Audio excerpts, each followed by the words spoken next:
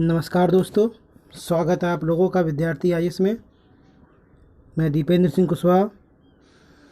चलिए, अभी तक हम लोगों ने उत्तर प्रदेश के जीके में नदियों के बारे में देखा था।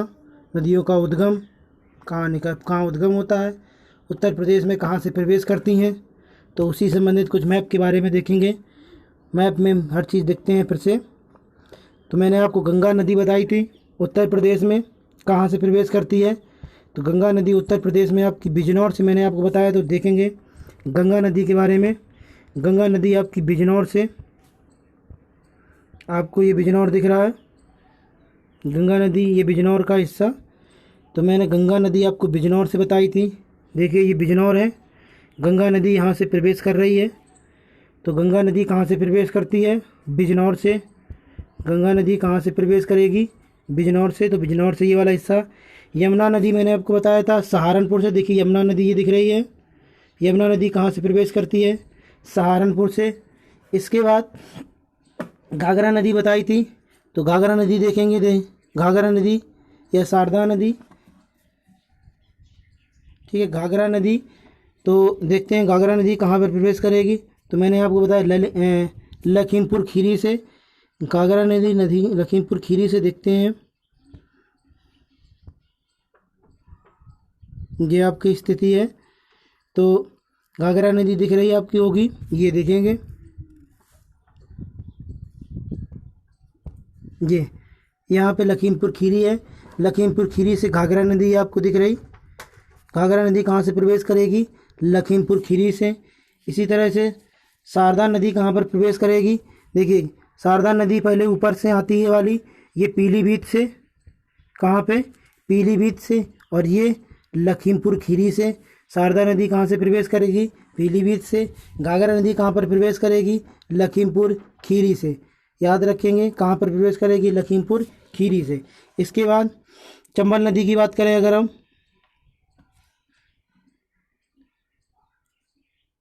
इसके बाद अगर हम बात करें रामगंगा की, बात कर लेते हैं यहीं पर रामगंगा की। रामगंगा आपको मैंने बताया था बिजनौर से। रामगंगा भी आपकी कहाँ से प्रवेश करेगी? बिजनौर से। तो रामगंगा आपकी बिजनौर से, ये वाली रामगंगा दिख रही है आपको यहाँ से, ये रामगंगा, सॉरी ये नहीं है, ये रामगंगा आपको दिख रही होगी। कहाँ से? बिजनौर से प्रवेश करेगी। याद रखेंगे रामगंगा कहाँ से प्रवेश करेगी? बिजनौर से, ठीक है ना। रामगंगा बिजनौर, अगर क्रम देखें तो सबसे पहले यमुना नदी कहाँ से? सहारनपुर से। गंगा नदी बिजनौर से। रामगंगा बिजनौर से, पीलीभीत से। शारदा नदी लखीमपुर खीरी से, शारदा नदी। इसके बाद राप्ती नदी देखेंगे। राप्ती नदी नीचे मिलेगी आपको, ये राप्ती नदी कहाँ से? बलरामपुर से प्रवेश करती है। राप्ती नदी कहाँ पर प्रवेश करेगी? बलरामपुर से। और अंतिम नदी दिखेगी ये घाघरा नदी, गंडक नदी। यहाँ पर ये आपकी राप्ती नदी, ये देख रहे हैं गंडक नदी। गंडक नदी कह सकते हैं उत्तर प्रदेश और बिहार के बीच सीमा बनाती है। कौन सी नदी? उत्तर प्रदेश और बिहार के बीच सीमा बनाती है। तो याद रखें गंगा नदी कहाँ से? बिजनौर से। यमुना नदी सहारनपुर से। रामगंगा बिजनौर से। इसका शारदा नदी पीलीभीत से। और घाघरा नदी लखीमपुर खीरी से। इसके बाद अगर हम बात करें राप्ती नदी बलरामपुर से। और गंडक नदी आपकी बिहार में प्रवेश करती है, उत्तर प्रदेश बिहार की भी सीमा बनाती है। इसके बाद आगे बात करें अगर हम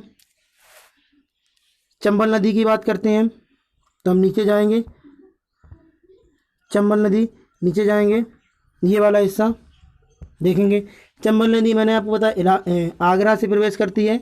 चंबल नदी कहाँ प्रवेश करेगी? आगरा से। इसके बाद चंबल नदी के बाद मैंने आपको बताया सोन नदी देख रहे हैं यहाँ पर। सोन नदी कहाँ से प्रवेश करेगी? सोन नदी आपके सोनभद्र से प्रवेश करेगी। सोन नदी कहाँ से प्रवेश करेगी? सोनभद्र से। वेतवा नदी आपको दिख रही होगी, ये वेतवा नदी ये कहाँ प्रवेश करेगी? ललितपुर से। वेतवा नदी कहाँ पर प्रवेश करेगी? ललितपुर से। इसके बाद बांदा से केन नदी, बांदा से देखेंगे, ये केन नदी दिख रही है आपको, बांदा से प्रवेश करती है। कहाँ से प्रवेश करेगी? बांदा से केन नदी प्रवेश करती है। इसके बाद टोंस नदी देखेंगे। टोंस नदी इलाहाबाद में, यहाँ पर ये देखें इलाहाबाद, ये है टोंस नदी का और ये यहाँ पर नहीं, इसमें शो नहीं की गई है टोंस नदी। टोंस नदी इस तरह से जाएगी और इलाहाबाद में प्रवेश करेगी। जाके कहाँ प्रवेश करेगी? इलाहाबाद में प्रवेश करेगी टोंस नदी। ठीक है, टोंस नदी कहाँ पर प्रवेश करेगी? इलाहाबाद में।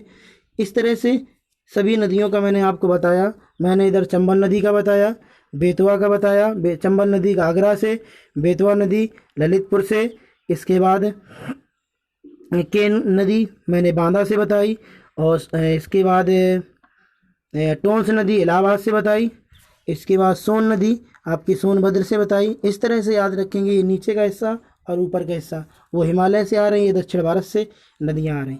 इस प्रकार उत्तर की ये नदियों के बारे में बताया। अब आगे देखते हैं, नदियों की कुछ विशेषताओं के बारे में देख लेते हैं। नदियों की कुछ विशेषताओं के बारे में, जैसे कि नदियों की विशेषताओं में क्या है, क्वेश्चन पूछ देता है निम्नलिखित में कौन सी नदी श्रेणी हिमालय पर्वत से संबंध नहीं रखती है? तो हिमालय पर्वत से मैंने कहा गंगा नदी रखती है, यमुना नदी रखेगी, रामगंगा रखेगी, गंडक नदी रखती है, सरयू घाघरा को ही बोलते हैं, और राप्ती नदी। इन सब के बारे में मैंने बताया। अभी मैंने बताया यमुना नदी कहाँ से प्रवेश करती है, कमेंट में देंगे। गंगा नदी कहाँ से प्रवेश करती है, भी कमेंट में देंगे। रामगंगा कमेंट में बताएंगे। इन सब नदियों का प्रवेश मैंने आपको पीछे बता चुके, कमेंट में ज़रा बताएंगे। आगे बात करें, अगर हम प्रदेश के मैदानी भागों में कौन सी नदी निकलती है, तो मैंने आपको बताया गोमती नदी, पोंडो नदी, राई नदी, एक भरुड़ा नदी। अगर हम कहें दक्षिण पठार या विंध्याचल पर्वत से कौन सी नदी निकलती है, तो वो चंबल नदी, बेतवा, सोन, केन, टोंस और कालिया सिंध नदी। कालिया सिंध नदी कहाँ से निकलती है? पठारिया, दक्षिण पठारी या विंध्याचल पर्वत से निकलती है। इस तरह से ये नदियों के बारे में।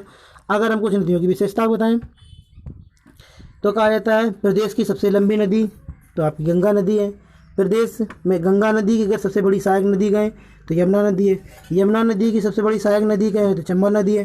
चंबल नदी की सबसे बड़ी सहायक नदी कहें तो बनारस नदी है। अगर हम कहें गोमती नदी की प्रमुख सहायक नदी कौन सी है? राई नदी है।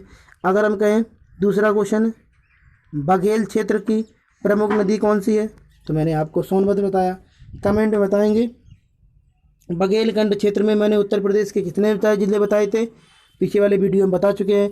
बुंदेलखंड वाले क्षेत्र में उत्तर प्रदेश के कितने ज़िले बताए थे, यानी बघेलखंड बुंदेलखंड क्षेत्र में मैंने 11 ज़िले बताए थे। उन 11 ज़िलों के नाम बताएंगे, आपको कमेंट में आंसर देंगे। आगे बात करें, अगर हम दूसरी पार्ट, कुछ नदियां हैं जो नदियों की सहायक नदियों के नाम आते हैं, तो नदियों के सहायक नदी देख लेते हैं। जैसे गंगा नदी की सहायक नदी बहुत सारी हैं, लेकिन दाईं ओर से बाईं ओर से क्वेश्चन पूछ देता है। गंगा नदी की दाईं ओर से नदी कौन कौन सी मिलती है, तो यमुना नदी मिलेगी, टोंस नदी मिलेगी, कर्मनासा मिलेगी, चंद्रभागा मिलेगी और सोन नदी मिलेगी। कहाँ से? दाईं ओर से। अगर बाईं ओर से कहें तो बाईं ओर से रामगंगा मिलती है, घाघरा मिलती है और गोमती नदी बाईं ओर से मिलती है, गोमती नदी। ठीक है, गोमती फुलर झील से निकलती है आपकी जो, ठीक है ना।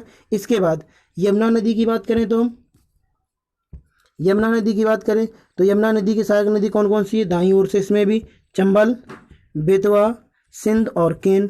अगर बाईं ओर से कहें तो हिंडन, आसान और इसके बाद गिरी नदी। तो याद रखेंगे ये नदी है। अगर हम बात करें रामगंगा की, तो रामगंगा की सहायक नदी कौन सी है?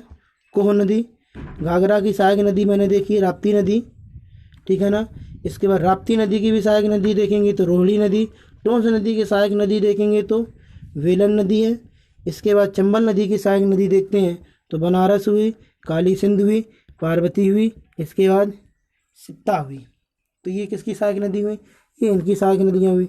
इस तरह से कल हम आपके वीडियो में, कल हम जो लाएंगे वीडियो में, उसमें स्थान लाएंगे मैदानों को, यानी नदियाँ कहाँ पर पर्वतीय क्षेत्र को छोड़कर मैदानी भाग में प्रवेश करती हैं, पर्वतीय क्षेत्र को मैदानी भाग में प्रवेश करती हैं। इसके बाद हम कल बताएंगे आपको प्रमुख नदियों के नाम, उनके कुछ अन्य नाम होते हैं, उनके बारे में बात चर्चा करेंगे, और इसके बाद उनकी कुछ विशेषताओं के बारे में भी और चर्चा करेंगे।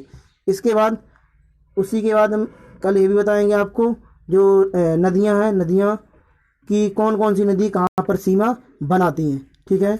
इतना आपको कल की वीडियो में समझाएंगे। तो आज की वीडियो को यहीं रखते हैं। तो याद रखें, वीडियो को लाइक करें, चैनल को सब्सक्राइब करें और ज़्यादा से ज़्यादा लोगों के पास शेयर करें। सबसे इम्पोर्टेंट बात, बेल आइकन को जरूर दबाएं, जिससे समय समय पर नोटिफिकेशन आप लोगों को मिल सके। जय हिंद।